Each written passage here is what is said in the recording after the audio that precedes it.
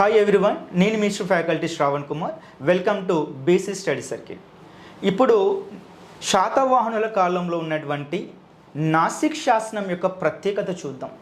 మనకు నాసిక్ శాసనం అనేటువంటిది ప్రస్తుత మహారాష్ట్రలో ఉన్నటువంటి నాసిక్ పక్కన వేయడం జరిగింది.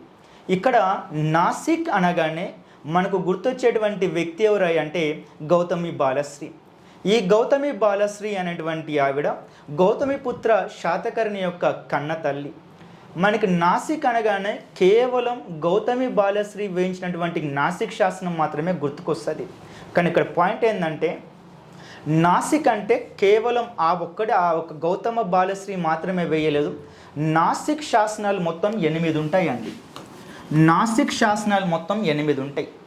ఈ నాసిక్ శాసనాలు 8లో ఇప్పటి వరకు చరిత్రకారులు 8 శాసనాలు వాళ్ళు దొరకడం జరిగింది, వారికి లభించడం జరిగింది.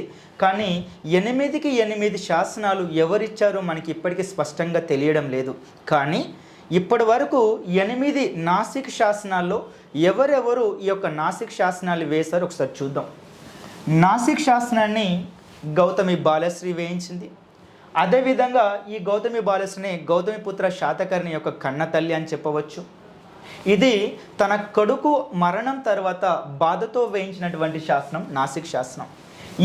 ఇదే విధంగా నాసిక్లో ఇంకొక శాసనం కనుహుడు వేయిస్తాడు.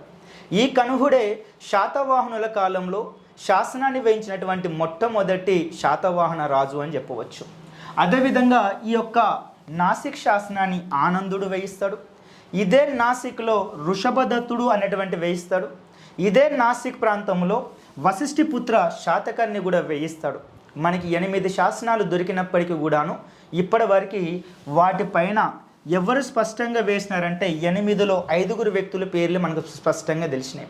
Anyway, thanks for watching.